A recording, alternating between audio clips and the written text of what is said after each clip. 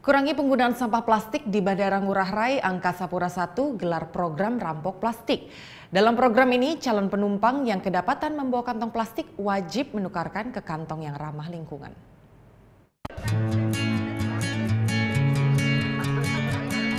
Rampok plastik, inilah salah satu cara Angkasa Pura I untuk mengurangi penggunaan kantong plastik. Calon penumpang yang kedapatan membawa kantong plastik akan disambangi oleh petugas Angkasa Pura. Mereka diwajibkan menukar kantong plastik yang mereka bawa dengan kantong yang ramah lingkungan. Para calon penumpang pun dengan sukarela menukarkan kantong plastik yang mereka bawa. Direktur Utama Angkasa Pura I, Faik Fahmi, menjelaskan program Rampok Plastik ini merupakan salah satu program untuk mengurangi sampah plastik.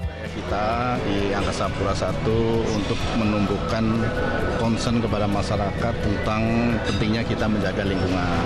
Ya, plastik termasuk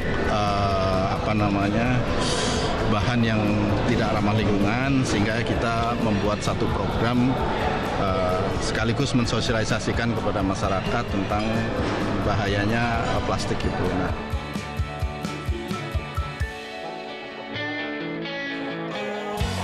Di sisi lain, PT Angkasa Pura I juga telah melakukan penandatanganan kerjasama dengan WWF Indonesia dan mengenalkan konsep bandara ramah lingkungan.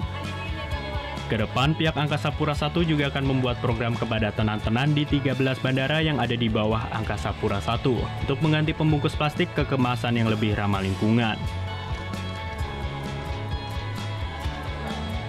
Diharapkan dengan program bandara ramah lingkungan bisa mengurangi dampak dan menjaga lingkungan dari pencemaran sampah plastik.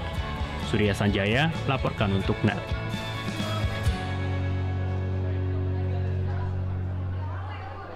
Oh yang beneran? Iya, oke.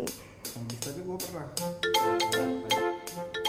Nah, udah kan nonton beritanya? Jangan lupa di subscribe, di like, dan juga di komen ya akun YouTube dari Net Bali. Terima kasih udah subscribe. Yang belum, jangan sampai lupa. Di sebelah sini nih. Subscribe.